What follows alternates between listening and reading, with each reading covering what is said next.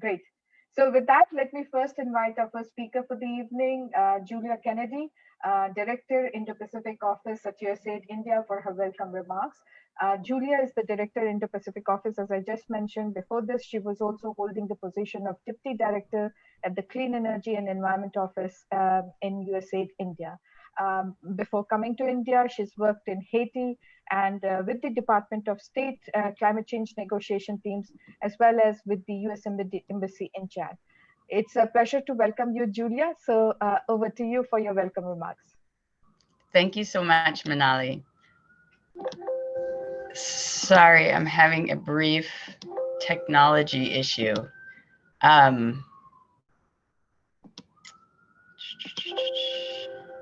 Can you guys still hear me?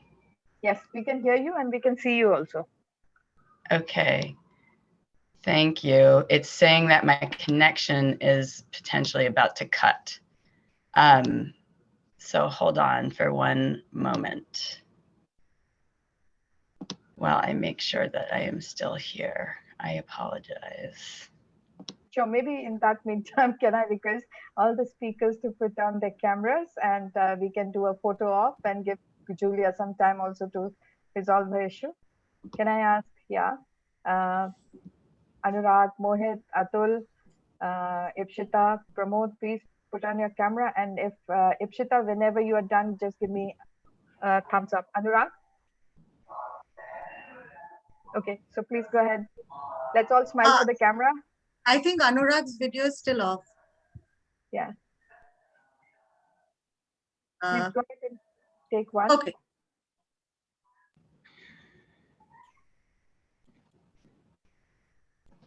Done. Thank you. Thank you. Thank you so much. Okay, wonderful. And I'm now smiling because my Wi-Fi is back on. So apologies to everyone for that delay. So if Manali, should I go ahead now? Yes, please. Okay, excellent. So good evening to those of you joining us from South and Southeast Asia, and good morning to participants from the US and other parts of the world. On behalf of USAID, it gives me great pleasure to welcome you to today's virtual side event on decarbonization pathways in South Asia here at the Asia Clean Energy Forum. I am delighted to be here today with Professor Kirit Parekh, former member of the Government of India's Planning Commission and Chairman of Integrated Research and Action for Development, Dr. Rakesh Sirwal, Additional Secretary at Niti Aayog from the Government of India, Mr. Sulakshuna Jawardena, the Director General of the Sri Lanka Sustainable Energy Authority, Dr. Vaibhav Chaturvedi, Fellow at the Council of Energy, Environment and Water, Mr. Joe Phelan, the India Director of the World Business Council for Sustainable Development, and Mr. Akhtar Hussain Al-Purbo, the Director of the Bangladesh Knitwear Manufacturers and Exporters Association. And then, of course, all of the other participants who are joining us today. This is the decisive decade for action against climate change, and we must come together to build back a better future. As the world begins to recover from the pandemic, we have a unique opportunity to take bolder, faster, and more immediate action towards deep decarbonization to accelerate a clean energy transition and limit global warming. The Biden-Harris administration has launched pioneering climate efforts to implement jointly on the ground with partner countries in an effort to reduce emissions, sustainably develop economies, and increase climate resilience. USAID has in fact been supporting Asia's transition to a low carbon economy for decades by promoting efficiency, productivity, and environmental stewardship. For example, in 2010, USAID launched the Global Climate Change Initiative, and since 2018, we've supported clean energy transitions across the Indo-Pacific. In South Asia alone, our programs have helped mobilize over $2 billion for clean energy development in the past 6 years, and supported 10 gigawatts of new generation capacity into the grid. To put that into perspective, 10 gigawatts of new generation can power 6.5 million households. As the global climate crisis intensifies, we are redoubling our efforts to advance decarbonization enhance energy security, expand access to renewable energy resources, and create vibrant, fair, and competitive energy markets. This is good for the economy and good for society. Towards this end, USAID recently launched the Energizing a Net Zero Asia initiative that totals over $200 million and commits us to establishing a net zero energy grid in Asia. In South Asia itself, our support includes technical assistance, knowledge sharing, institutional strengthening, and capacity building, as well as rigorous analysis and modeling focused around enhancing energy security, diversification, and decarbonization. We have 3 regional programs that specifically target these goals, and Manali has already mentioned a few of them. So the South Asia Regional Energy Hub is a coordination and communication platform that assists USAID in collating, analyzing, and better communicating its energy programming efforts in South Asia while promoting knowledge exchange within the region. The second regional activity, the South Asia Group for Energy, is a consortium of US Department of Energy national laboratories that will work collaboratively to support USAID's efforts in South Asia. SAGE combines expertise from the National Renewable Energy Lawrence Berkeley National Lab, and the Pacific Northwest National Lab to address some of the core issues that the region faces. Through SAGE, our focus is to bring the best of US knowledge and expertise to support South Asian institutions, and SAGE will provide a formal platform for collaboration on resilient power grids, a clean energy transition, the decarbonization of energy-intensive sectors, and potentially the just transition from coal, to name just a few of the opportunities. Finally, our third and largest activity is the South Asia Regional Energy Partnership, which we will mobilize in a few months. Through this 5-year activity, USAID will support countries in the region to advance regional energy integration, promote advanced energy technologies, modernize utilities, and promote innovative procurement mechanisms. Together, these 3 mechanisms will support a clean energy transition and decarbonization in South Asia. As a result of all this, today's discussion is very timely. It will provide insights on the existing barriers, opportunities, ideas, and how to move forward on decarbonization in the critical sectors of power, industry, buildings, and transportation in South Asia. I'm looking forward to hearing our distinguished panel members and speakers discuss strategic and regulatory stakes and voluntary actions central to decarbonization tactics. Before I give the floor back to Manali, I would again like to thank these esteemed speakers and all the panel members for being here today and sharing their insights and thoughts with us. I would also like to thank our colleagues from the Hub as well as from SAGE who facilitated this event. USAID's commitment to faster and deeper decarbonization in the South Asia region is stronger than ever before, and I hope you will find today's discussions enriching. So with that, I hand the floor back over to you, Manali. Thank you very much. Thank you so much, Julia. Thank you. So we'll now move on to the next part of the program, which is a presentation by the SAGE team. We have 3 speakers representing each of the labs in the SAGE consortium. The first speaker is David Palchuk, Senior Engineer in the Grid Planning and Analysis Center at the National Renewable Energy Laboratory. His work addresses challenges associated with renewable energy integration on the power system. The second speaker is Dr. Shah Yu from PNNL, who is a staff scientist at the Joint Global Change Research Institute. She is an expert in energy and environmental issues with a focus on decarbonization pathways, energy system transition, climate finance, and smart cities. The final speaker who will be making the presentation today is Dr. Nikita Bhyankar, scientist in the International Energy Analysis Department at Lawrence Berkeley National Lab. He has conducted extensive research and policy analysis on a range of issues, including renewable energy, energy efficiency, electric vehicle, and energy access. So let me just hand it back to the speakers, to the presenters. So over to you, David. Thank you, Manali. Welcome everyone to the ASIF side event on decarbonization pathways for South Asia. We're excited to be introducing this topic today. Thanks Manali for the introductions and the SARI team for putting this event together. Okay, so our agenda, what is SAGE? I think that was pretty well covered by Manali and Julia. So I'm going to quickly go through that, and then we're going to jump right into our main topic, decarbonization. We're going to split that into 3 sector specific presentations by our different presenters today. So next slide, please. So this is the overall objectives and the mechanisms for activities. I think these were pretty much covered, but we're very excited to be part of SAGE and be collaborating with our colleagues at the other Department of Energy labs, as well as providing access to our South Asia stakeholders to a lot of the expertise that we have within the labs, but as well as our networks in the US and around the globe. Next slide, please. So now on to our main topic, decarbonization.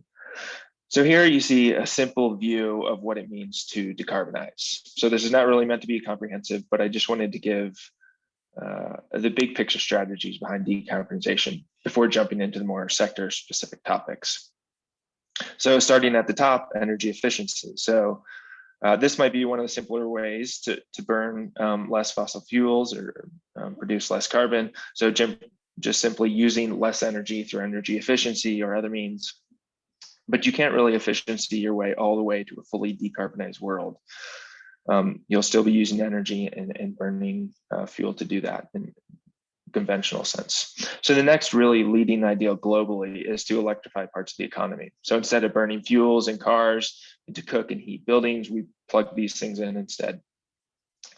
To make this a decarbonized choice though, the grid has to be decarbonized by creating electricity through green, clean sources such as wind or solar, or possibly capturing carbon as it's released through thermal power plants. And this last addition is basically my bucket for everything else that may help South Asia and the rest of the world fully decarbonize. This gets into things like aviation and marine travel, long-term energy storage, etc. I'm not going to talk about that too much today. My colleagues will touch on it, but this is somewhere out there in the future and probably requires a whole other set of webinars, which hopefully we get a chance to do in the future.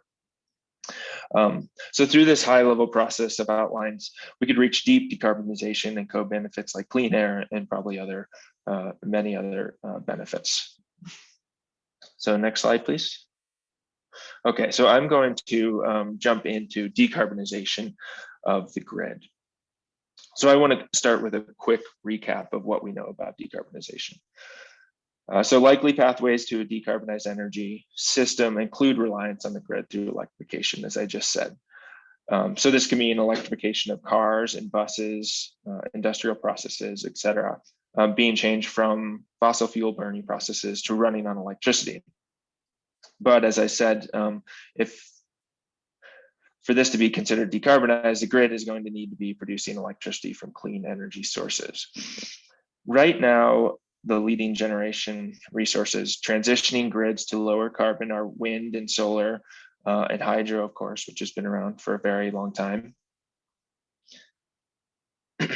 Hydro is sometimes considered a more conventional generation source, but nonetheless, it's still growing in parts of South Asia and could be an important piece to this puzzle. The other major change that is on the horizon is a transition to a more distributed energy resources, such as rooftop solar, storage, demand response, electric vehicles, as well as other things. Not only are these solutions leading to clean energy growth, but they also have the potential to shift the supply-demand dynamics. And that dynamic has really shaped the grid as it is today, where generation and transmission is built to meet demand. But this may become more of a two-way street in the future and open the doors to new ideas and potential changes that we might not even be able to predict that well right now. Next slide. So the transformation of the grids in South Asia to higher levels of clean energy is certainly underway. Here I am just highlighting a few initiatives focused on renewable energy growth. So Bangladesh has visions of growing solar substantially over the next several decades. Of course, India is charting an ambitious path for RE growth aiming for 450 gigawatts by 2030. And Nepal, Bhutan, and Sri Lanka all have goals around RE growth. So the bottom line is that RE is likely to play a very big role in the region's decarbonization pathways. And because this transition plays such a critical role in the whole economy decarbonization, it's important that this topic is well understood. So I'm going to focus a little bit more on that specific topic in my next couple slides. So to enable decarbonization, there are many challenges that need to be addressed. Some need to be addressed right now, and some over time as the transition to a low carbon grid continues. So here I'm just highlighting a few that can make the top priority list in terms of things that, if we understood them better, could make the transition easier and more cost effective. So I'm starting with some technical topics here. So on the technical side, number one, I think it's important to understand that the transition to a lower carbon grid, whether fast or slow, will include the existing system assets. And it will be important to consider the continuum of changes that may be needed to maintain system reliability throughout the transition. So here I gave a couple of examples of initiatives that are underway in places in South Asia, particularly India, such as increasing the flexibility of thermal plants. So there are things happening in that regard already, but it's likely that these initiatives can continue to be tweaked and improved and likely tweaked again as the generation mix evolves throughout the course of a year or several years or decades. So I think it's best to continue to try to optimize the use of these existing system assets for a successful transition and continue to weigh trade-offs of how we use these resources. Number two, so resource sharing can help in managing variability and climate change impacts. So big grids are typically more cost effective to operate. And that becomes even more true as you move to a system with more wind and solar, where diversity in resources can help in managing variability. So there are some great potential synergies between countries within the South Asia region to maximize resources and to potentially provide some resiliency against climate change impacts through diversity. Number three, demand is very likely to change in profound ways. So combining sector level planning, even at a very detailed level, may be appropriate as sectors start to lean on one another through electrification. So the distribution network will also be a critical link in this demand evolution. So efforts should be made to combine network planning with large-scale grid planning and other sector planning, such as transportation, fleet electrification, and large industries shifting their energy requirements. And number four, reaching a 100% decarbonized grid may not be all RE and hydro. While the transition to a decarbonized grid may be swift, it won't happen overnight. So I think it's good to have a solid framework for continually evaluating various pathways. And that will pay large dividends in ensuring that the pathway somehow meanders toward optimal over time. Next, I just wanted to evaluate some of those same ideas in the context of the policy and regulatory environment. So number one, similar to the technical understanding of how these assets will operate and provide value to the system, the policies and regulations will need to be set up so that these assets are incentivized to do what provides the most value to the grid. The big question dominating the space right now is, how do you incentivize flexibility? A future question could be, how do we value firm capacity in the system with mostly RE, batteries, and hydro? That might require another shift in the regulatory environment to get it right if that ends up being the future. Number two, resource sharing. Coordination between countries will always require some work, but I don't think it's hard to imagine that easier access to resources around the whole region could make a lot of sense. Hydro can help balance variability. Big grids can provide stability for smaller grids. Cheap resources somewhere can help lower the cost in times of stress and other regular operation times. So multilateral cooperation on a policy and regulatory level would be needed to maximize these benefits and provide value for the whole region. Number three, so demand is changing. This topic in particular has a lot of links to the other topics on the slide. But to zero in on that theory, in some places, in practice shows benefits and opportunities, that has shown benefits and opportunities, is demand side acting to balance supply. So if our demand side could be smarter and have access to markets or other mechanisms to be utilized as a balancing resource, the dynamics could substantially shift and show some very cost-effective options for balancing supply and demand. This would likely require new designations for demand-side resources within the existing regulations to be allowed on the grids of South Asia, to be allowed to work within those markets and within those balancing mechanisms. And number 4, so reaching 100% RE. This is, of course, a big change, and I think that the main question is how fast could this happen? If we wanted this to happen on the order of a couple decades, there would need to be very targeted measures taken. And some of these long-term challenges of operating grids at this level might not be completely figured out. So major R&D efforts in that area would also be required to help reach a totally 100% renewable energy grid. So that's the end for me. I'm going to turn it over to my colleague, Dr. Shah Yu, to talk about buildings and industry. Thank you, David. Hello, everyone. Good morning for people in the US. Good evening for the people in India. So I'm going to cover briefly on decarbonization strategies in buildings and industry. Next one. Yeah. Buildings currently accounts for roughly 40% of final energy consumption in South Asia. And the demand has been growing rapidly in the past 2 decades. In particular, like building electricity demand increased by more than 300% between 2000 and 2018. So with income growth and urbanization, the building energy demand is expected to continue to grow in future in South Asia. One of the critical issues for the region is how to meet increasing service demand while reducing emissions.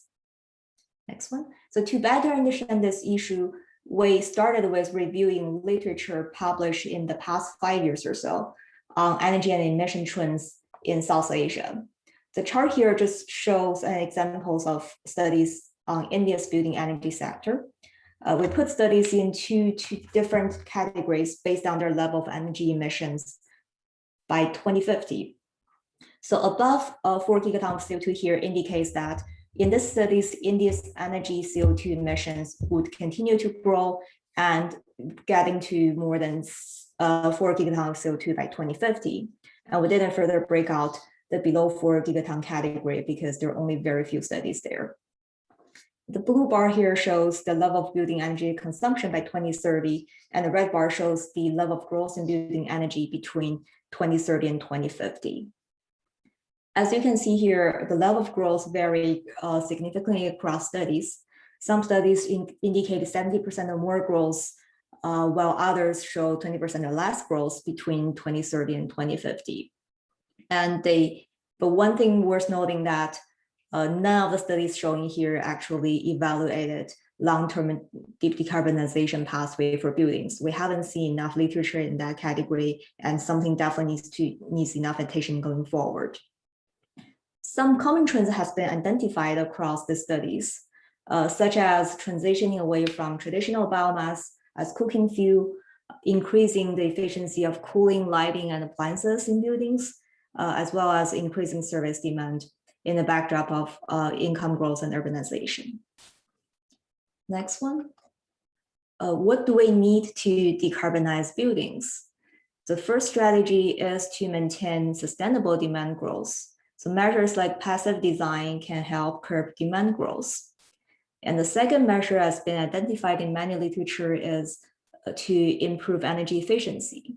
Many South Asian countries already have different building energy efficiency policies and programs in place. And so some further action can be taken to maximize building energy codes, appliance standards and labels, and also to develop incentives for green buildings and retrofits. One thing to note here is that in addition to improve the stringency of policies, it is also important to improve the implementation of policies to make sure that all the policies achieve their design outcome. And as David mentioned, that demand-side electrification is going to be important in the decarbonization world. So for buildings, further increased electrification is one of the critical strategies as well, and moving away from fossil fuels.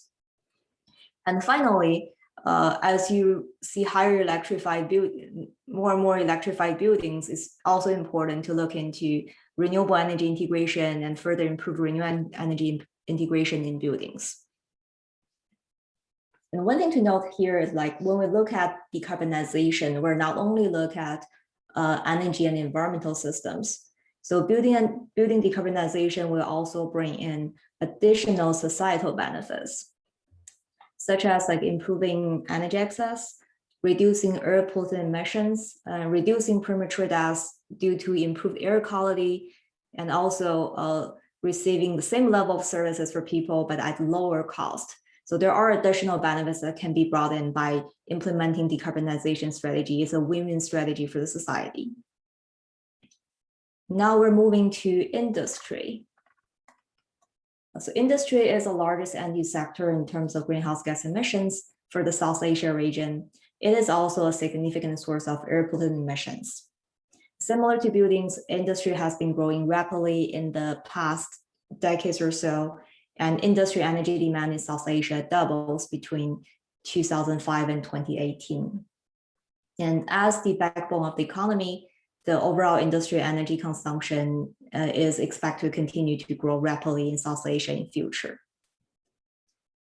There are some unique features for industry, and that also bring in some additional unique challenges. One of the challenges is that industry subsectors are so heterogeneous.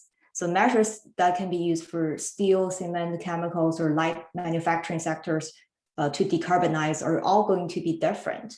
So each of the sector requires some unique solutions that bring in additional challenges to decarbonize industry. The other challenge for industry is that industry emissions come from both combustion and process emissions. So both in combustion and process emissions need to be considered when we discuss decarbonization. In terms of energy consumption, in addition to fuel combustion, industry also use significant share of energy at feedstocks. So again, like both fuel combustion fuel and the feedstocks need to be considered in deep decarbonization scenarios we'll look into for industry. Next one. So similar to buildings, we also reviewed existing literature that look into industry transition in South Asia. We found that there are very few studies on industry deep decarbonization, and the majority of studies highlights energy efficiency as a main measure that can be used to decarbonize industry. But to better understand industry decarbonization, we will need better understanding of sector granularity and measures beyond energy efficiency, like such as hydrogen or CCS or biomass. So there are additional efforts need to be taken to study deep decarbonization in industry. One other thing I think is worth noting here is there are strong linkages across different sectors. So industry decarbonization is not only affecting industry alone, it also has interactions with other sectors. Like for example, changing in building floor space or building construction would have implication for steel and cement demand, and that implies for different scales of industry decarbonization.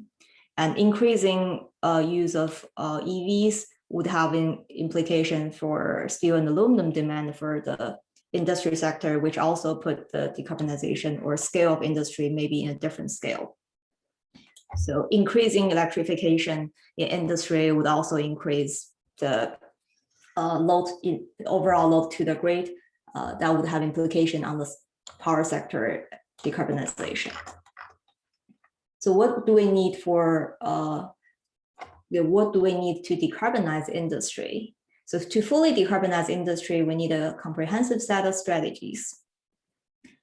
Starting with energy efficiency that has been already identified by literature across different studies. And we also need a significant set of resource efficiency to help lower demand. But energy efficiency and resource efficiency alone are not sufficient to fully decarbonize industry. The other measures has been commonly identified as electrification, but we can only electrify low temperature heat for industry. There are definitely technical challenges to electrify high temperature heat. So to get the remaining emission out of industry or fully decarbonize industry, we also need additional technology measures such as CCS, hydrogen, or biomass used either as fuel or feedstocks. We do need all of above to fully decarbonize industry. Next one. Yeah, so what are potential policy implications in deep decarbonization world, especially for buildings and industry? First of all, I think we need really comprehensive decarbonization policies. As mentioned earlier, there are stronger interactions or linkages across sectors, especially in the decarbonization world. So action in one sector would affect another sector. We do need to consider this kind of sector interactions when designing decarbonization policies. And the other thing to note here is we also need to think beyond CO2 and cover other non-CO2 emissions. In the decarbonization case, it's also important to reduce F-gases like from buildings and industry. And this F-gas reduction requires additional measures than decarbonizing CO2. There are some potential policies to consider. A lot of countries already have energy efficiency measures in place. It is important to continue enhancing and the stringency and implementation of energy efficiency policies. It is also important to improve resource efficiency. So we're looking at a smaller, more efficient scale of the economy to decarbonize. And the third measure is to encourage or design incentives to encourage electrification in both buildings and industry, but also to better understand the implication for the power grid and how this would change the load curve in general.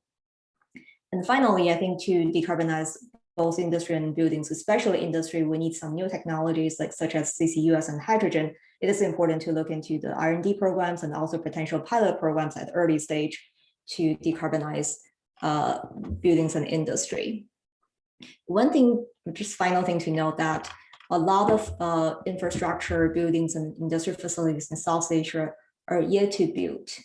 So starting on the decarbonization track today, early enough can help prevent locking into a carbon intensive infrastructure and reducing risk of stranded assets. So with that, I'm going to turn to Niket on transportation sector. Excellent. Thanks a lot, Shah and David. So I'm briefly going to be talking about the decarbonization opportunities in the transportation sector. Next, please. Before I do that, I'm just going to tell you three numbers, okay? 20, 500, and 900. So 20 are the number of cars owned per 1,000 people in India, and that is true for most of the South Asian countries. Bangladesh is approximately 5 cars per 1,000 people. Sri Lanka is approximately 6 or 7 cars per 1,000 people. So that number is pretty similar. So 20. The next number is 500, which are the cars owned per 1,000 people by Germany or Japan, the countries with some of the most advanced intercity and within city public transport infrastructure. And US that has about 900 cars per 1,000 people. I think the limited point is no matter which development model India or other South Asian countries choose, to go from 20 cars per 1,000 people to 500 or 900 cars per 1,000 people, that's an order of magnitude change and a massive pent-up demand that is really about to come over the next 20 to 30 years. Interestingly, what has happened, this is also the time when several clean energy technologies have become more and more cost effective, and several decarbonization pathways exist as the transport demand builds in the South Asian region. There are modal shift opportunities, both for freight as well as passenger transport, but usually the time constant on those like public rail systems and metros and so on is generally very long, 20 to 30 years or so. There are standard technology options in terms of enhancing the IC engine efficiency, fuel switching from diesel or gasoline to CNG, and so on and so forth. But unfortunately, given the scale at which the demand is going to grow, it may not move the needle much when it comes to greenhouse gas emissions. It may help for the local air quality and local air pollution, but not as much for the greenhouse gas emission reduction. There are hydrogen and fuel cell vehicles, particularly heavy duty vehicles. However, there is a problem of high cost and challenging infrastructure build out, especially for hydrogen refueling, hydrogen storage, and so on. And finally, there are electric vehicles, and which is what I'm going to focus on this talk. And the cost effectiveness of electric vehicles has increased significantly over the last few years, mainly because of the changes in the battery technology. Next, please. So the chart on the left shows how rapidly the battery pack prices have fallen just over the last 5 to 6 years.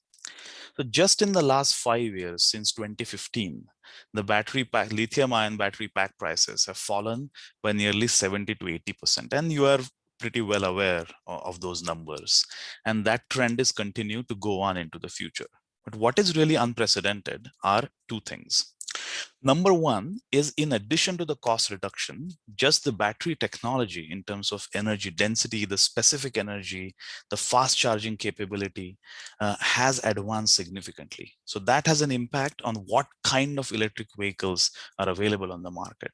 So longer range electric vehicles, fast charging capable electric vehicles. So a car that can be charged in 30 minutes or even state of the art in 20 minutes is really being offered as one of the standard vehicles onto the market, and that changes which other gasoline or diesel cars these can replace.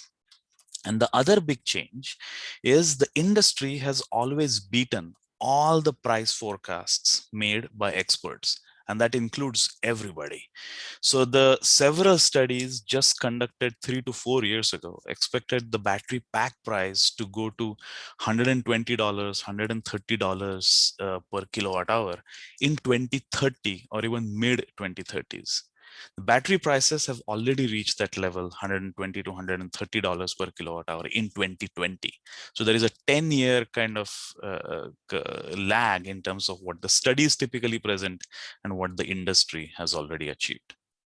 And not surprisingly, as a result, major OEMs, Volvo, GM, Ford, several European auto manufacturers are committing to 100% new EV sales, and not just in the passenger car segment, but also in the heavy duty truck segment. And major key economies have also aggressively expanding the EV deployment and infrastructure build out. I'm sure you're pretty well aware of the EV sales, which is what the chart on the right shows in US, European Union, China. China recently sold close to 1 million EVs just in the last year. But what is interesting is also the investment in the public charging infrastructure that these economies are doing. China, for example, just in the year 2020, built nearly 300,000 public charging stations in 1 year, and they expect to continue on the same trajectory into the future.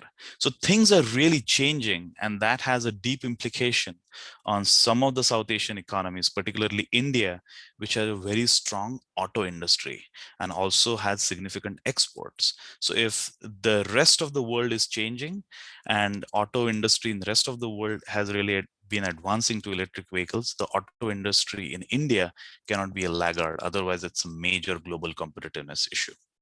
Next, please. Now, one of the common criticisms of electric vehicles is they have high upfront cost, and that is true. But what is interesting, if you look at the total cost of ownership on dollars per mile or dollars per kilometers traveled, the electric vehicles for most vehicle segments are already cheaper. And what I've shown on this chart is an example of a truck, a 25 ton electric truck in India. And one of the reasons why I've chosen the truck example is an electric car getting cheaper story is generally pretty well known. And the upfront cost barrier in the electric car segment or even electric two-wheeler segment, which is more relevant for South Asia, is generally well known. But what is not well known is what is really happening with trucks. And the reason trucks are important, particularly in the South Asia region, is nearly 60 to 70% of all the oil consumption that happens in the transport sector happens in the heavy duty vehicle segment in most of the South Asian economies. And these heavy duty vehicles, particularly trucks and buses, are also responsible for over 60% of the local air pollution in many urban cities in the South Asian region. So that's why targeting this heavy duty vehicle segment is also critical from the greenhouse gas emissions perspective, from fuel imports perspective, and also from the local air quality perspective. So getting back to the 25-ton truck, which is the most popular truck size in the South Asian region. The electric truck is more expensive on an upfront cost basis than a comparable diesel truck, which is shown in the left-hand side chart. But if you just look at the total cost of ownership in dollars per kilometer, then the electric truck is actually cheaper to own and operate than a diesel truck, which is shown on the right hand side, and it is significantly cheaper, so much so that the payback period is less than 3 years or so. Now, the second common criticism is, well, the electric trucks have batteries, and the batteries are significantly heavy. And as a result, for freight transport or even for passenger transport, the battery weight impact is pretty significant. That is only partially true. Batteries are heavier, but in an electric vehicle, particularly electric truck, you also do not have any engine or transmission or any kind of diesel drivetrain. So that also reduces the weight significantly. There is an additional weight of an electric vehicle truck, typically 5 to 10% extra relative to a diesel equivalent, but that does not necessarily change the payload implications, because more recent trend, because of the hub and spoke delivery model of most of the freight transport, many trucks are hitting the volume constraint and not necessarily the payload constraint. And that's why, as a result, even if there is a 5-10% impact on payload, it does not necessarily impact the overall freight costs. Next, please. But the next question is, what about the additional electricity demand due to electrification? I'm talking particularly about transport electrification. What we found is, given that the electricity demand in the region is growing pretty rapidly, between 6 to 7% per year, the additional electricity demand due to electrification of vehicles seems to be somewhat modest. So what this chart shows is the total electricity demand with and without electrified end uses, transport, buildings, as well as some part of industry for India up to 2020, which is actual, and beyond 2020 are projections if we really go on this aggressive electrification strategy. What we find is that additional electricity load seems to be modest relative to the electricity load that is growing already. But on the flip side, there are significant macroeconomic benefits. So 80 to 90% of the oil that gets consumed in the South Asian region, and including India, is imported. So there are significant energy security benefits. Now, one can always argue, well, the batteries are also imported, so how is that really energy security benefit? But there's a fundamental difference in importing a capital asset like a battery and a consumptive good like oil. And that's why that changes the trade balance benefits as well. Now, the second important benefits is inflation-proof, low-cost freight transport. So fluctuations in diesel prices changes the freight transport, and that is a major contributor to the overall consumer inflation. With fixed freight transport costs from electric vehicles, the consumer inflation also potentially gets controlled. I've already talked about the global competitiveness of the domestic auto industry, especially if the other economies have already advancing. And last but not the least, its significant benefits of in terms of public health because of reduced local air pollution, avoiding over 200,000 premature deaths. Obviously, all of this is not going to happen on its own. Significant policy support will be required. So I've just given some broad contours of what policy support may be needed. First is some level of procurement, sales, or fleet level mandates to include electric vehicles into the mix. That could be a ZEV mandate, zero emission vehicle mandate. That could be aggressive revision of the CAFE-like standards. The other is to address the upfront cost barriers, some level of incentives, rebates, or low-cost financing. Charging infrastructure build-out is absolutely crucial, and this is where the role of government or utilities or any public agency becomes crucial, and it's a classic chicken and egg problem. Charging infrastructure first or EVs first, but charging infrastructure needs significant policy as well as financial support. Reforming electricity prices could be demand charges, time of use, or real-time pricing, long-term low-cost PPAs or fixed-cost PPAs with renewable energy or solar or wind projects that really changes the economics of electric vehicles even further. And lastly, incentivize domestic manufacturing. It could be the production-linked incentives, it could be tradable domestic content requirement, or there could be several other possibilities as well. But domestic manufacturing becomes crucial given the importance of auto sector and given some of the energy security concerns. So let me just stop here and thank you, everybody. Thank you so much, Nikit, David, and Shah, for an excellent presentation. We now move on to, we'll take the questions later on at the end, but we'll now move on to the panel discussion. We have a very illustrious panel members with us. I'll quickly introduce them. Our chair for the evening today is Dr. Tric, who is the chairman of the Integrated Research and Action for Development, or IRADE. He was the member of the Planning Commission in charge of energy and a member of the Economic Advisory Council of Prime Minister of India. Dr. Parekh was honored with Padma Bhushan, the third highest civilian award in Republic of India, and he has held several key positions. I'm not going to go through them, but we are really delighted to have Dr. Parekh. I'll also quickly introduce our other 5 panel members before I hand it over to Dr. Parekh.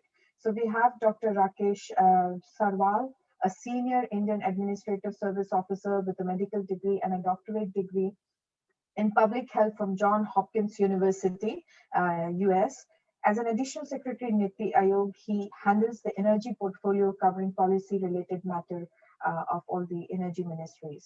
We have with us also Mr. Sulakshana Jayawardene, the Director General of Sri Lanka Sustainable Energy Authority.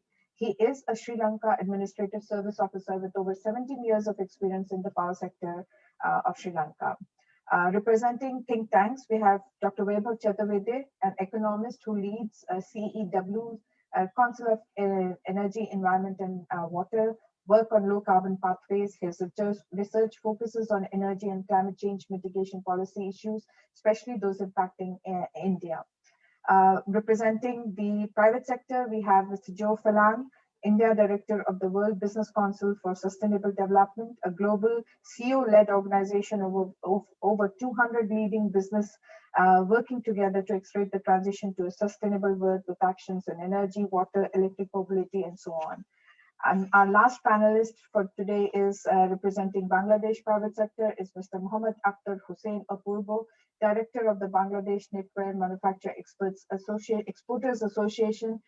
He has several years of experiences in ready-made garments in Bangladesh and a vast experience working as the socioeconomic researchers as well. So I'll pass it now on to Dr. Parekh. So over to you, sir. Thank you, Manali. I think we are quite delayed in many cases. The NRE fellows took much more time when presentation, but I hope all of you would be a little more disciplined in your presentation. I think we have to realize that decarbonization is really important. those South Asian countries feel often that they are the least responsible for this climate change, and they're some of the most vulnerable ones. Still, it is in our interest that the world goes as rapidly as possible to a decarbonization stage. I think one has to really understand what are our responsibilities, what are our, in some sense, and rights to the global environment. And I think there are a number of issues that we can discuss. One is the technology availability. All these new technologies, this rapid fall in some battery technology, etc. At what cost and at what level, and how efficient, if easily it would be available, is a big question. Even though some of that these may be considered as a global public goods, we have seen that even the global public good of vaccines for corona are not easily transferred and available to developing countries. So I think we need to look at that issue. I think transition involves also many risks on the way. The path is, for example, the employment impact. So if India goes from coal to renewables, on the coal sector, there will be significant employment reduction. Redeployment of the same people would be difficult because it requires a different kind of skills and would be required at different level and different geographical distribution of new employment that will be created. I think another issue that might be of importance for countries like India would be stranded assets. All the investment that have been made in the coal-based power plant, for example, even when they start operating it, instead 55% compared to 80% load factor, there is a loss in their value, their assets, and some of them may not be able to serve the loans that they have received, and stranded assets become a problem, and it might even throw a burden on the bank sector, which then becomes very, very difficult to get credit for other important investments as well. So I think we have to consider these issues as well, but there are also many opportunities. We should certainly aim for human development in an inclusive way. We can have an inclusive and low carbon strategy development. We have opportunities for regional cooperation that can reduce our emissions. But in all this, we have to recognize where we can really go from in this area and what we should be able to do. I will begin to ask questions to individual things and a very specific question to each one of them in the first round, and then can go to another round and then some public question and answer position. So let me first raise a question to Dr. Rakesh Sarwal of the NITI Aayog. And the main question there is, as I said, what technological breakthroughs does NITI Aayog consider as vital and critical for Indian economy? And how do you think we will have access to it? And what kind of measures are we taking even to develop some of these technologies ourselves? Dr. Sarwal. Yeah, thank you, Dr. Parekh. I think you have asked a very pertinent question, and that's along with the funding, concessional funding, are the two key issues that developing countries, particularly India and South Asia, are facing in order to meet their Paris carbon reduction targets. And here I would start by saying that India has been ranked the only country, the top country in the 2020 climate transparency report of the G20 countries, which is meeting India's Paris commitments. So that just goes on to show that Indian government is totally committed, has taken a huge number of steps to meet the greenhouse gas emission targets, India's commitments, and reduce the carbon emissions, both for its international commitments as well as for the health of our people and the growth of our economy, the points that you mentioned. So talking particularly of the technological aspect, I think you summed it up beautifully by saying it should be considered as a global public good. And it would take a long time for any country to develop these technologies on its own. So what our country has done is the productivity linked incentive scheme. And of the 10 components of this, I think four relate to the energy sector. So it is wafer and solar cells manufacturing. It is battery. It relates to light, the white goods, as well as it also relates to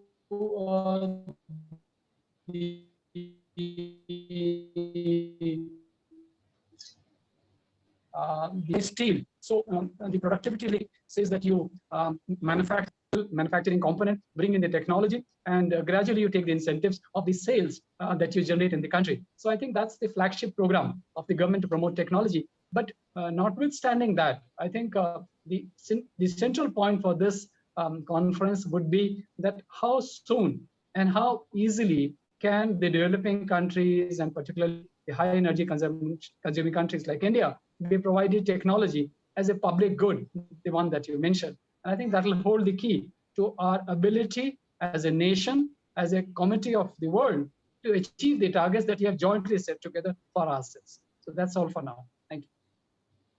Thank you very much, certainly particularly for remaining in time. May I now request Sri Jayavardhana to look at what particular sectors that Sri Lanka is concentrating its effort on, and that where we need further policy and financing support, and what can we learn from it? Thank you, Dr. Parikh. Yeah, before moving to answer the question, I would like to share some of the basic information about energy requirement. If you consider about the total energy demand is approximately 415 petajoule. There are three main key areas that energy utilized. Those are household sector, then industrial sector, and also transport sector. These three sectors, they utilize approximately one-third of each, one-third of total energy demand. So in that context, when it comes to the household and commercial sector, electricity is approximately one-third of total demand. So basically, as a country, we have focused electricity sector, and most of the initiatives have been introduced to achieve decarbonization targets, because under the Paris Agreement, we have pledged to the international community to reduce 5% of carbon emission from our business as usual scenario. So there are certain targets and certain objectives that we have to meet during the period of 2020 to 2030. Now, so under that, we basically focus to introduce more and more renewables, and the government has decided to achieve the target of 70% of electricity demand from clean sources, including LNG. So when it comes to the renewable sector, of course, the initiatives have been introduced to absorb more renewables to the system in terms of electricity generation. So we have introduced solar rooftop program, and now there are more than 370 megawatt of solar systems, and also utility scale solar systems, and also wind. Very recently, we commissioned 100 megawatt of wind power plant. likewise, we are moving towards decarbonization because there is a target to achieve carbon neutrality by 2050. So that is declared in the National Energy Policy, which was announced in 2019. And also we do have some constraint in terms of renewable energy absorption because we have not connected, though some of the studies have been taken place to connect our system to Indian network, but still it has not been finalized. So there are certain technical constraints in terms of renewable energy because solar, of course, the battery technology or the storage technologies still evolving. So we have not introduced a battery or any other storage technology to Sri Lankan power system.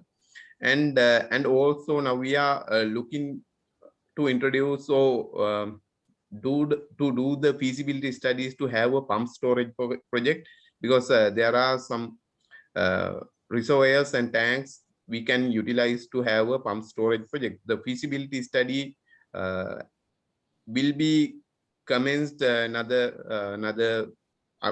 probably within this year. So likewise, we are moving towards decarbonization process, and also there is an effort to introduce LNG operations to the system in terms of power generation.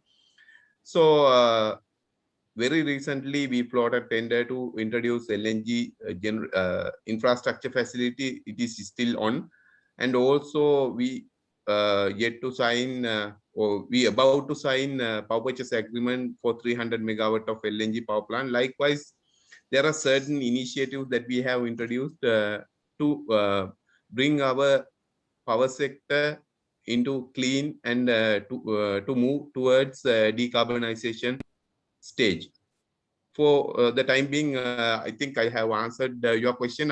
Next round, I will explain more and more what are the sectors that we have to focus further to achieve decarbonization targets. Thank you. Thank you, Mr. Jayawardena.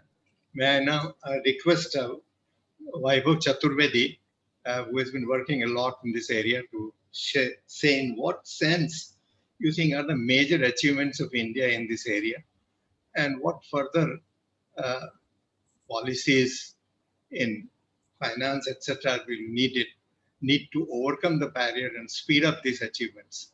Vaibhav. Yes, thank you, Dr. Parekh, and thank you, USAID, for inviting me for this very interesting discussion. So, in terms of the key achievements of the government, it's very clear. It's renewable energy is the sort of big thing that the government of India is working on, and the targets are indeed very ambitious. And there are other things also, like increase in energy efficiency, both in the residential sector, in the industrial sector. So all those things are very good, and there could be many things that could be listed in terms of the efforts that are being made. But clearly, what stands out in terms of ambition and in terms of demonstrating climate leadership is this massive target of renewable energy. Now, having said that, even the 475 gigawatt target that the government of India has put for 2030, which is very ambitious, but is still a sort of an intermediate target in the sense if we look at the longer term decarbonization, like the 2050 story. And the what will really matter is the extent of targets that the government ultimately takes in terms of the longer term strategy. For NDC, the target is, let's say, a reduction of 33-35% of emission intensity. For 2050, it all depends what will be the target. The target is 60%, or whether the target is 80%, or whether it is on pathway to net zero for some even future year like 2070. That target will determine the demand for and will tell us that what are the real impediments, because slow pace of increase is always much more doable than the sort of transformatory pace of increase that is required for achieving a much more ambitious kind of low carbon future. And that is where finance is something that is clearly that sort of stands out in the sense that the requirement for low cost finance is huge in India. Even now, the solar projects that are being financed in India have around anywhere between 13 to 16% cost of capital, as compared to a coal power plant, which is much more lower. And it's only because coal as an industry has been standing there for a long time. Whereas solar is comparatively, even though it has advanced at a very fast pace, comparatively it is a newer sector. And what we are seeing in many states, that cancellation of PPAs by the state governments and many other the sort of unnecessary things, as we say, which are happening, which are only sort of increasing the risk perception for this sort of new age sector, which leads to this higher cost of capital. Clearly it's an impediment for India, and the solution is, there are two parts of the solution.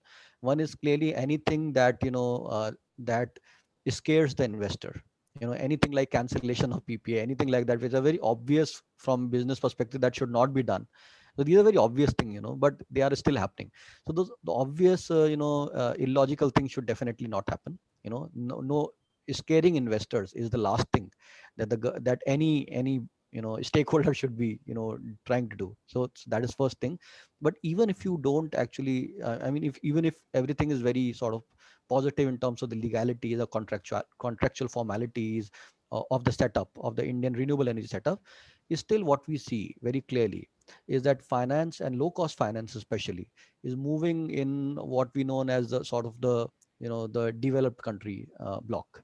So the low cost finance is sort of moving between these countries, and all the emerging economies, be it India or be it countries in Africa or South Asian or South American nations, where the biggest potential for growth of many of these renewable technologies there, they are still facing a big finance challenge, not in just in terms of quantum of finance. I think there are many investors that are ready to invest.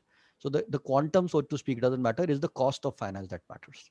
And low cost finance is not what India is getting. And that's why some very innovative sort of things, be it at the platform like International Solar Alliance, where they're thinking about innovative risk mitigation kind of products, or any other bilateral or multilateral initiatives, which ultimately attacks this element of the cost of finance, is going to be extremely important for India to achieve much more ambitious future. It is already ambitious, but to go even beyond that, low cost finance is clearly there.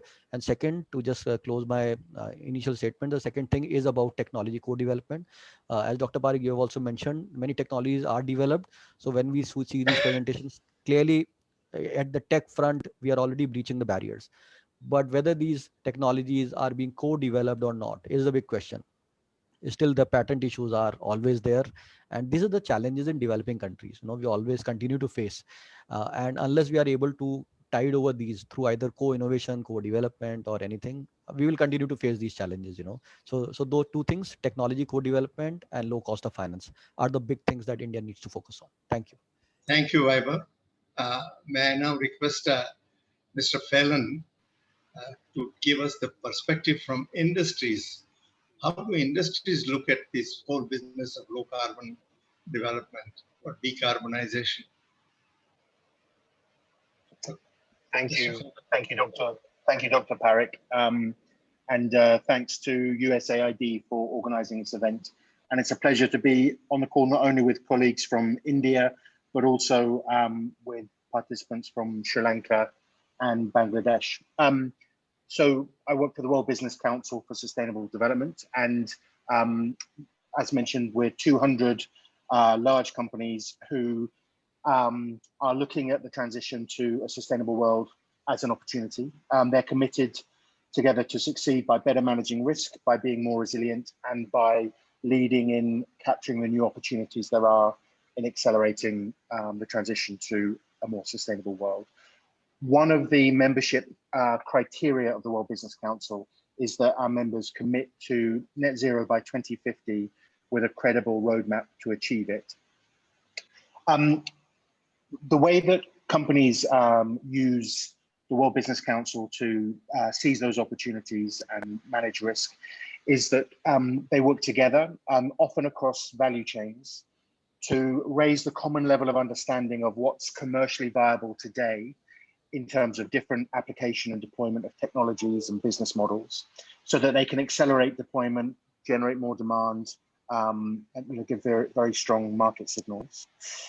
So the first piece is about understanding what's commercially viable today. And the second piece is together to understand what technologies and regulations are coming, so that they can both plan investments and plan their long-term strategies, but also where necessary, they can advocate for policies that will drive more sustainable business. And I just want to give two brief examples of collective action by business in India, one in the space of energy and one in the space of electric vehicles. So our RE Scale project is accelerating the corporate procurement of renewable energy globally and in key markets around the world, including in India. And more than 25% of all the renewable energy power purchase agreements signed by companies has been signed by WBCSD member companies. And in India, we've seen the success of the renewable energy market there. Companies are taking a lead in setting ambitions for themselves, but also taking a lead in technology adoption as well. And India is the focus for a new project led by companies based in India on energy storage, again, mobilizing the value chain for energy storage to accelerate deployment. Coming to electric vehicles, as Nikit Abhyankar said earlier at this webinar, this decade is crucial for India's electrification ambition. Vehicle ownership in India is low and procurement is much of the procurement is yet to happen. And a slow transition to electric vehicles in this decade would mean tens of millions of petrol and diesel vehicles on Indian roads for the next 10 to 15 years. There was a comment in the chat earlier from Anjana Das, where the comparison was made to government procurement leading the transition to LEDs with light bulbs. But electric vehicles, it was pointed out, are much more expensive than electric light bulbs. And so the bridge from government procurement to mass adoption is needed. And the answer for electric, whereas government procurement could drive that transition with light bulbs, you need a bridge with electric vehicles. And the bridge, the answer is corporate fleets. And so the second program that I want to share with you is WBCSD's RE Mobility project. And this is engaging more than 50 companies from the electric vehicle ecosystem in India to accelerate commercial fleet electric vehicle adoption in India. Companies include a lot of American companies, actually, like Uber, American Express, Walmart, Google, Accenture, and so on. Together, these 50 plus companies represent 10 billion kilometers of annual mobility demand, of which 250 kilometers of their annual mobility demand have now been electrified through their own actions across ride hailing, deliveries, and employee transport. And as well as working together to accelerate their own adoption of electric vehicles, they've also made available some knowledge products. So there's an India Business EV guide, India Business Guide to EV adoption to help champions within companies accelerate their own journey to electric fleets. I'm going to stop here because I'm aware of time constraints, but I look forward to any further questions. Thank you very much. I have another question to you, Mr. Fellon. You know, these large firms and large companies can certainly go, and there are many of them are showing this enthusiasm for decarbonization. They also feel perhaps that this gives them a public relations advantage over others. But in India, a large part of manufacturing is done by small firms, small and medium enterprises. How do you see their involvement in whole decarbonization strategy? Or does your organization worry about them at all? Sure. So, I mean, what's driven most decarbonization for industry has been the cost effectiveness of new technologies, and renewables now stand on their own as competitive with other power sources, and storage can then help with firm power. So, I think the three things that will drive this transition through smaller enterprises, which is crucial in South Asia, are first, the cost of technology. Second, strong linkages with bigger companies who also need to disclose the carbon footprint of their supply chain. And lastly, supportive policies from government, shifting from penalizing or taxing good things to taxing bad things. So shifting incentives that can then flow through the economic system. So small businesses will respond very well to those. May I now request Akhtar Hussain Apurba, and he has actually will be similar question that I asked you just now is also addressed to him, because he has a very many small, I hope, knitwear manufacturers, exporters are there. And how are they dealing with this whole idea of decarbonization? Do they think this as a burden, as an opportunity, a challenge, or what? Thank you, Mr. Parekh. It's a great pleasure for me to representing BKMA here in this panel. Actually, I would like to say why this decarbonization is very important for our livelihood, actually for our future.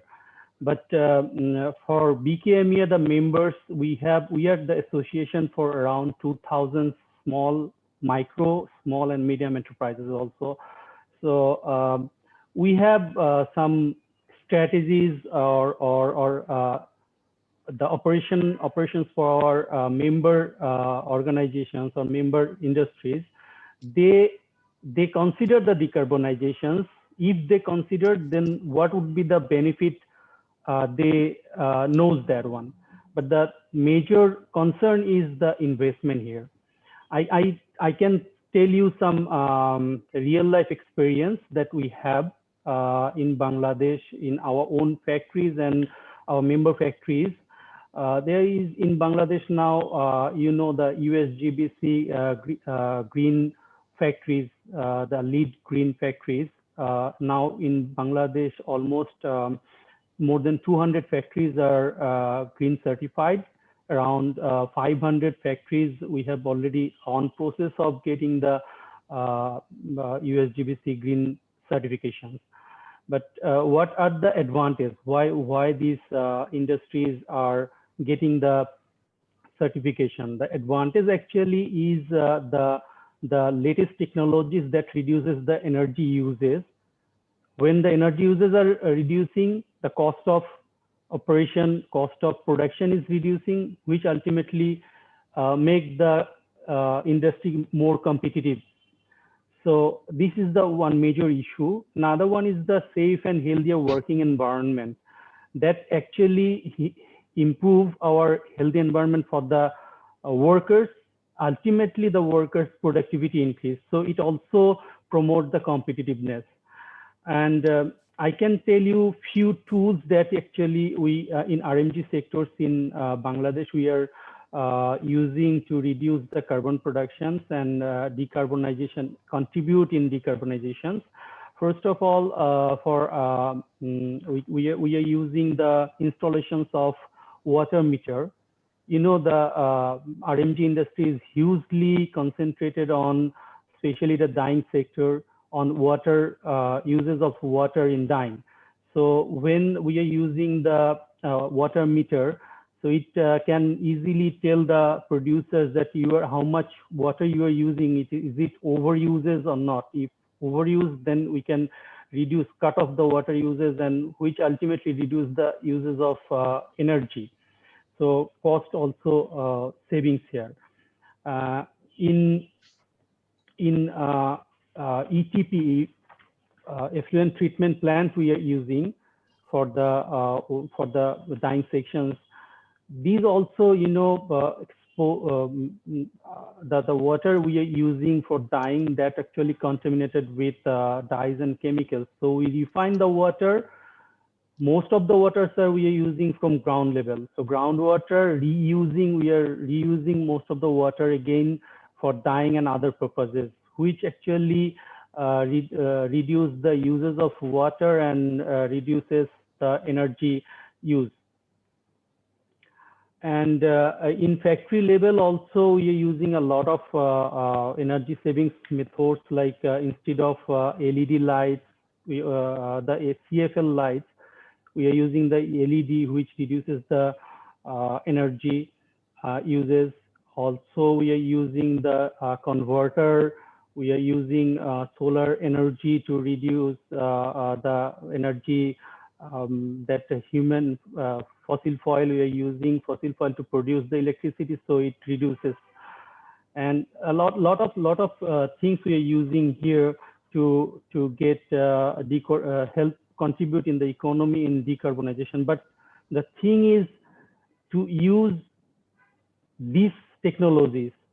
Most of the micro, small, and medium enterprises doesn't have the capacity to invest. It needs a lots of investment here. So this is actually our challenge in this industry. So we are facing now financial problem. Government, there is some opportunities also. Government from the central bank, they have introduced some fund here for green factory establishment. If you want, then you will get some cheap cost fund here. But this the process of getting the fund is too long, so people actually discouraged to get this one. And also most of the big industries, they have the accessibility, but major industries are small and medium, they are not getting this finance. So this is actually our challenges. If we can get the easy access to finance, cheap cost financing, and as well as the technologies with lower cost, because lots of things we need to import, but there is some import duties on top of these items that actually discourages us to invest in more eco-friendly and environment-friendly technologies to use. So government should consider these issues also. And once we will get this, I think BKMEA or BGMA or whatever the two trade bodies here, this is actually our major sector of total foreign earning. Around 83% of our Bangladesh foreign earnings coming from this industry. So this industry can contribute in national economy, national environment to reduce the carbon footprint. Thank you, Mr. Apurva. And I think we can go to the next set. I understand that getting money from any such government organization is extremely expensive for small and medium enterprises. They don't have any access actually. They don't have the linkage, to get the financial. It may be available on paper, but in practice, it's very difficult to access. That's true. That's true. May I now ask another set of questions to Sri Rakesh Sarwal as to how do you see the role of regional cooperation in accelerated decarbonization? Do you see that? Yes. Yeah. Thank you, Dr. Parekh. While it is an extremely important question and it does open opportunities, but I would still like to emphasize the role of the developed countries in helping us with both the technology and low-cost fund that my colleague Vaibhav mentioned. And none of these two things, technology or low-cost capital, is something that the countries in our neighborhood or with our level of development have.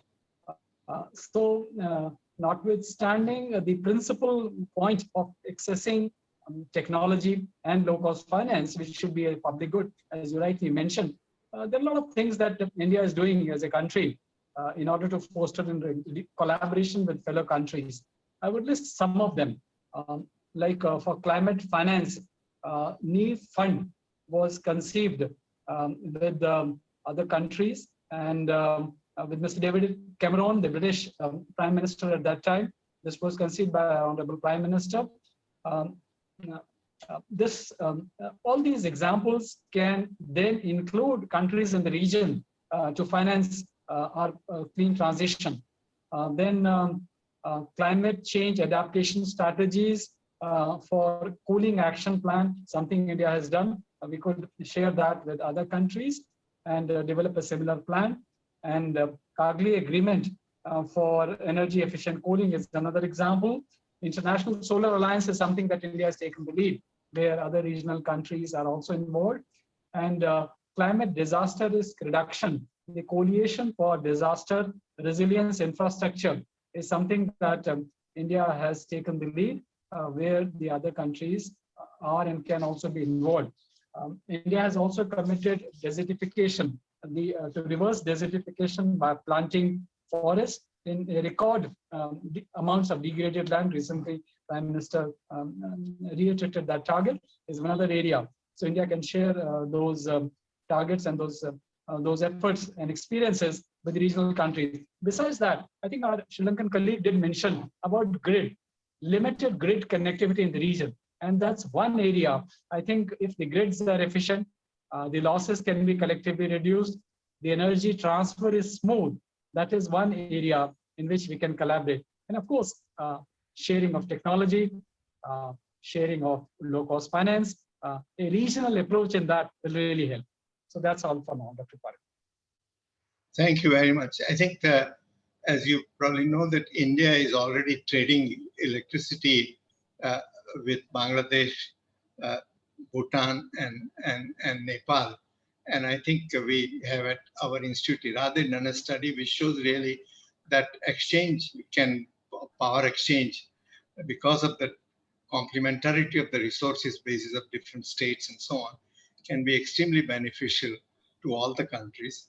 And that not only just in terms of reducing their emissions, but also promoting their growth and economic development. But let me go and ask this question now to Sri Jayawardena, that how does he see cooperation in other countries can be, I mean, India and Nepal India and Sri Lanka can easily trade electricity if we can overcome the small problem that we have of undersea or oversea transmission link. Thank you. Very good question and challenging question to answer, because now one thing is we do have huge potential of renewables, where we can, if we can develop those potential, we can get maximum or we can meet maximum demand from renewable energy. For instance, now, if you consider about the solar potential, it is enormous. I mean, there are certain other constraints like land constraints and some other social issues are there, but still the developable potential is huge. So one of the key issue that we are facing is intermittence, and also our system is comparatively small one. So if we can connect to the India, of course, we can generate more and more renewables or more and more electricity from renewable sources. And also now we are doing some studies with World Bank consultants to have offshore wind power plants. Now, the offshore wind power plant capacity also huge. So we can develop this renewable energy capacities if we can connect to the India, because then we can evacuate the power and we can get the power when we required, and something like that electricity transaction can be done. And as you very correctly mentioned, one of the key challenges is the cost, because the studies were conducted somewhere in, 2010 or 2012. The cost is significantly high because of the line length of the submarine cable. So these are the challenge that we are facing, and we have to overcome this kind of challenges with the assistance from other countries and also other lending agencies or donor agencies. Because if we can have the interconnection, of course, we can generate more renewables and we can add more renewables to the system. Potential is there. Thank you very much. Let me ask to all the panelists in general to answer a question that I should have asked, but I didn't ask to them. So if they want to make any comment on any of this missing question, you are most welcome. Vaibhav, would you like to say something, or?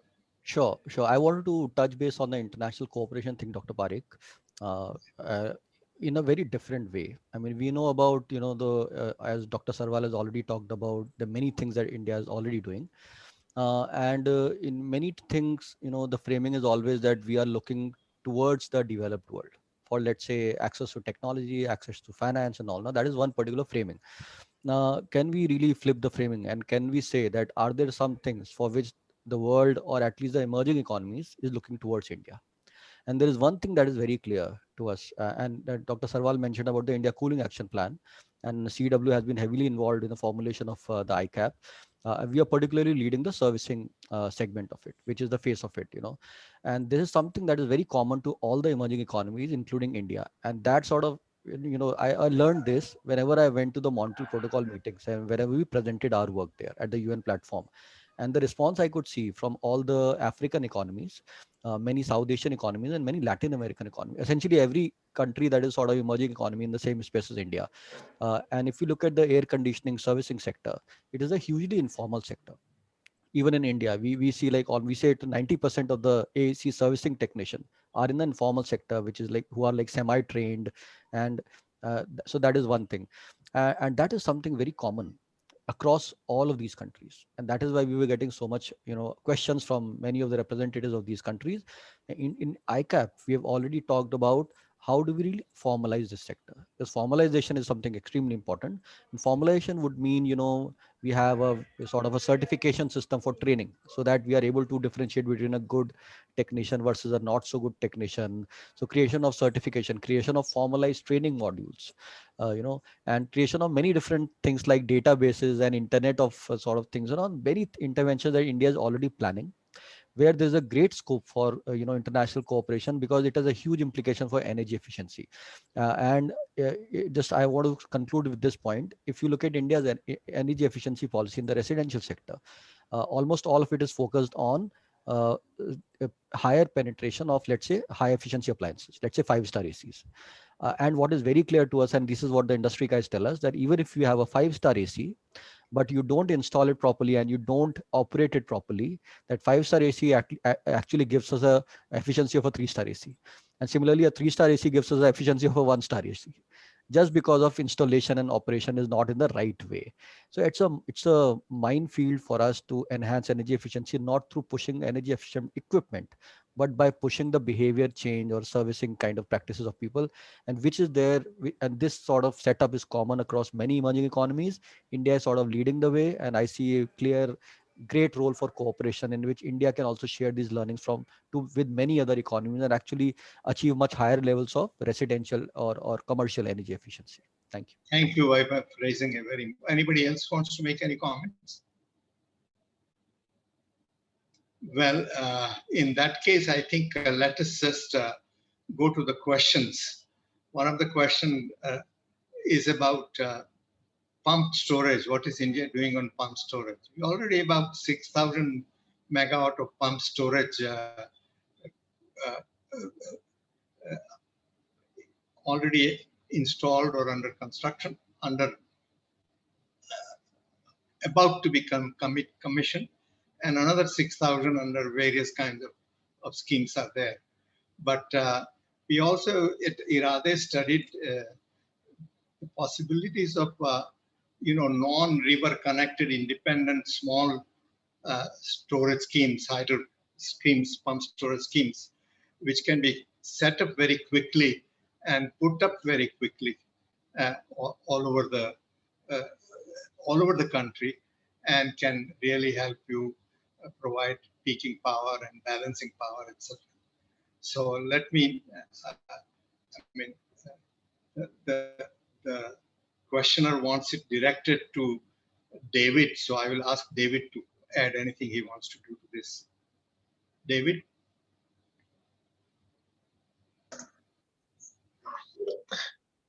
Thank you, Dr. Parikh. So yeah, I tried to answer part of the question in the chat, but I'm not sure I got the numbers right, actually, just getting those sent to me. But yeah, I guess I would say that, NREL's looking a little bit at energy storage for the region. I think the biggest challenge is probably cost competitiveness with the alternatives, which, batteries, as Nick had showed in his presentation, the prices are dropping dramatically. So, what we found is that it would probably take some pretty aggressive measures to incentivize pump storage.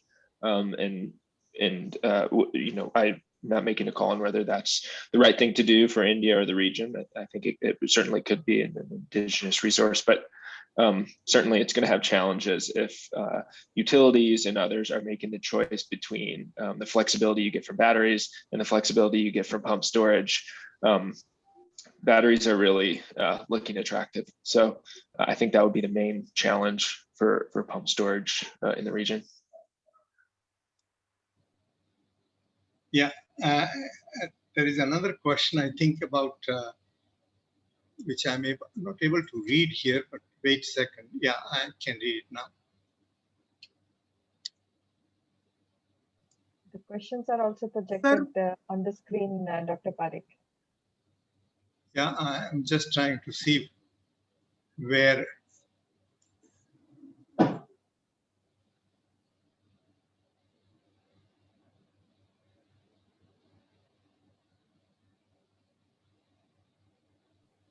Should I read it out for you? Yeah, now I think there is another question about carbon capture and utilization.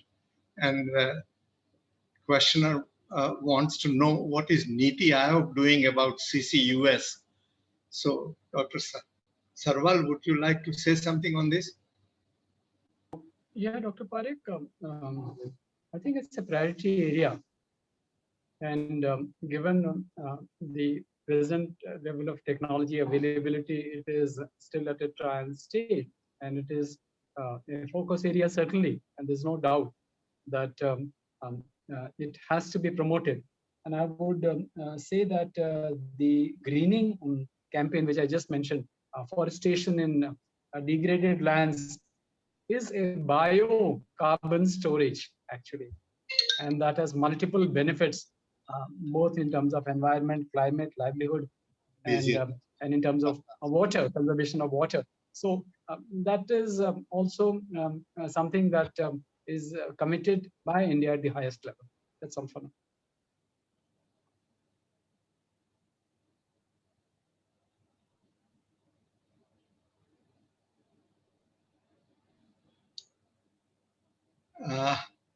At the regulatory level, what kind of storage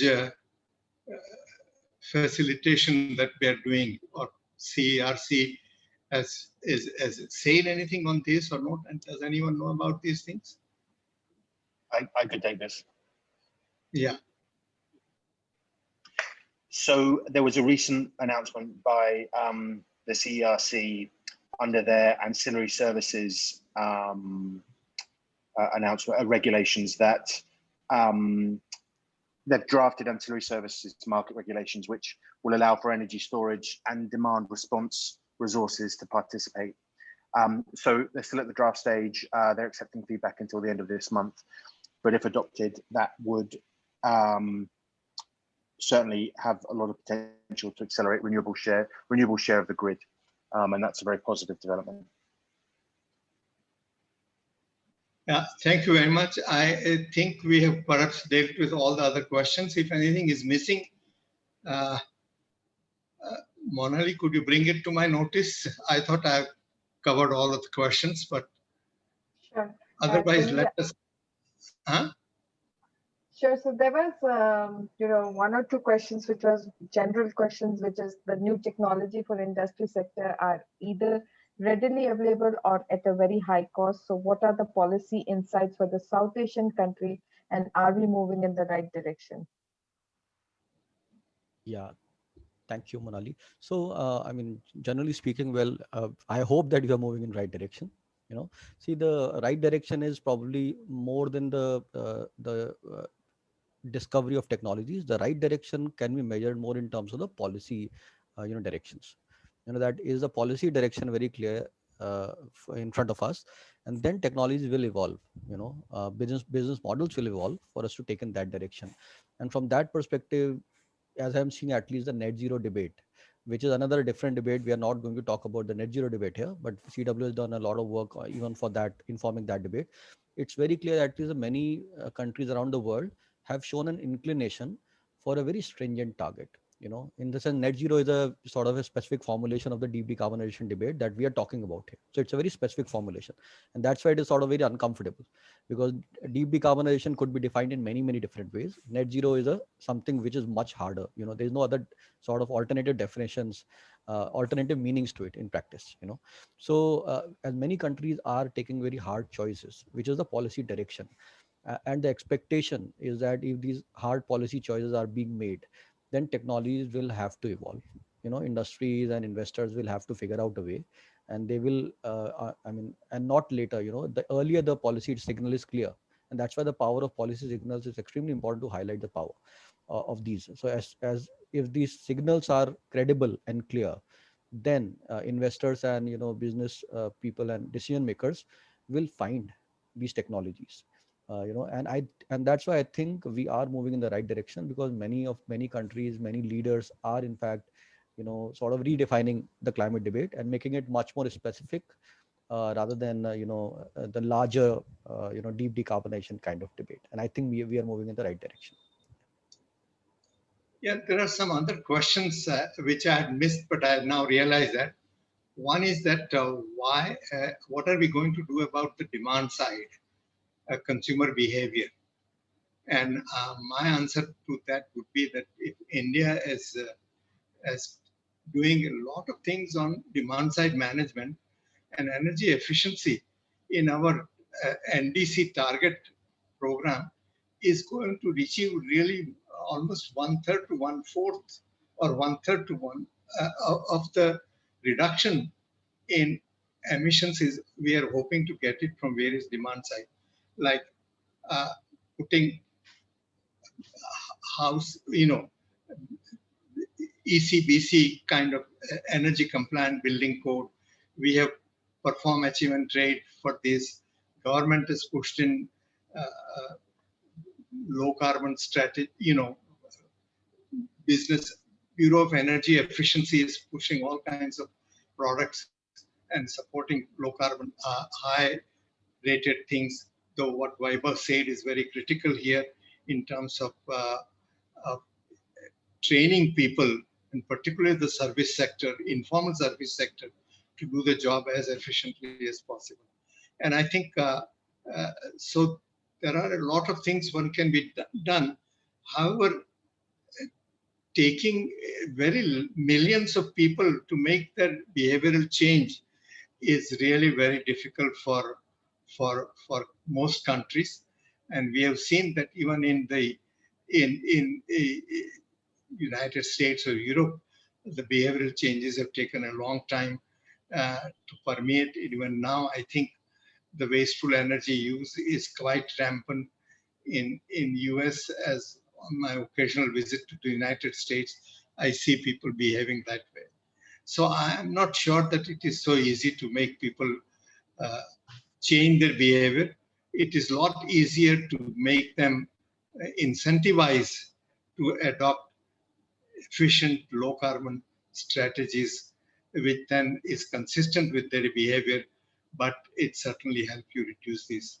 One of the questions that is also asked is that why hasn't India, has putting all kinds of emission standards, but not on CO2 emissions? And I think anybody wants to take that question, my answer to that would be that CO2 emission standards are extremely difficult to implement on very many small users, but we could certainly have it on a larger scale. And in a sense, when you say we have a renewable portfolio obligation to power sector discoms, it is a CO2, you could say in a sense, a constraint on them. So I think anyone else? Can I come in, Dr. Parekh? Yeah, please, Dr. Sarkar. Yeah, I think that there is a clear case that CAFE emission requirements, which were released in 2017, gave the industry time till 2022 April, March actually, to have a cap on emissions of 130 grams per kilometer. And they're supposed to be revised from 1st April 2022. to 113 grams per kilometer. So these are carbon emissions really. Carbon emissions, and carbon emissions will include carbon dioxide emissions as well. So that would really cater to the point that is made, that carbon dioxide emissions are not controlled. That's it. Yeah, I'd thank make you. a contribution Thank you. here. Yeah, please. So the other way of doing it, thank you. So the other way of doing it is there's more than 50 companies in India who have an internal price on carbon. So while there isn't a mandated standard on carbon emissions for industry, they've put their own price, and that's, a market signal is a really strong way to drive change. And there's a debate going on between India and other countries about pricing carbon. That's the trend that we're moving globally. So that's 15 minutes. Okay, I think we have more or less come to the end, and I'm supposed to summarize some of this discussion, but I think the discussion has been so rich, and I find that what has really been pointed out and what is new here is that, yes, we have to make cooperation with other countries, and not just South-South cooperation, but also with North-South is important, and access to capital and access to technology is critical in all things. Countries are willing to move towards a low carbon development growth, but they need to work. They also, South Asian countries worry about also human development aspect and inclusive growth aspect as well. And pointed out is that training is very critical, particularly the informal sector service workers should be trained into various things, because we have been always looking at the larger issues of bigger companies and supply side. I would also like to add one more observation, which is that, which we have not discussed, is that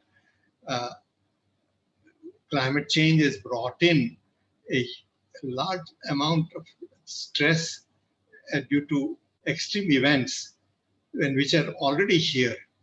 And one needs to cooperate in a very effective way to deal with this, and also to adapt to this threats of extreme events.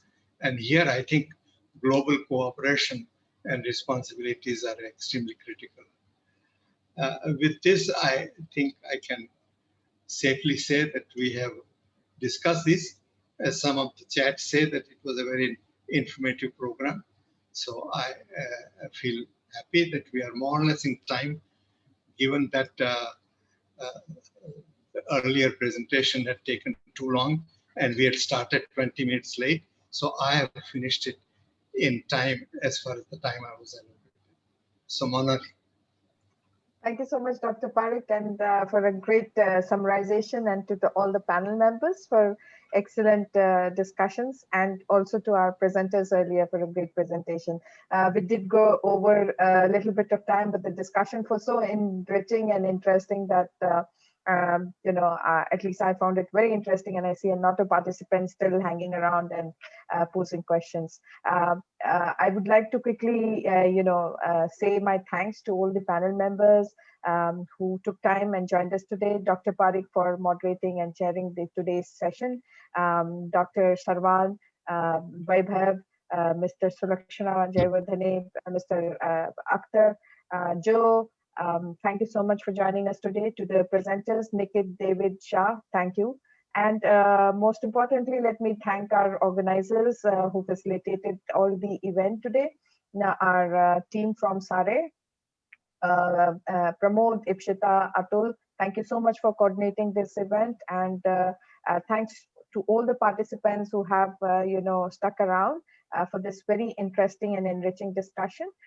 Thank you so much, and thanks to my colleague Julia also for joining in and delivering the welcome remarks, and to the entire SAGE and SARE team. Thank you so much, everyone, and have a good day and good night. Thank you, USAID and SARE and others for inviting all of us and organizing this. Thank you all. So good night, and I think all of you should stay safe and stay positive as well as stay negative. Absolutely makes sense. Thank you, sir. Thank you. Bye-bye. Thank you. Thank you all.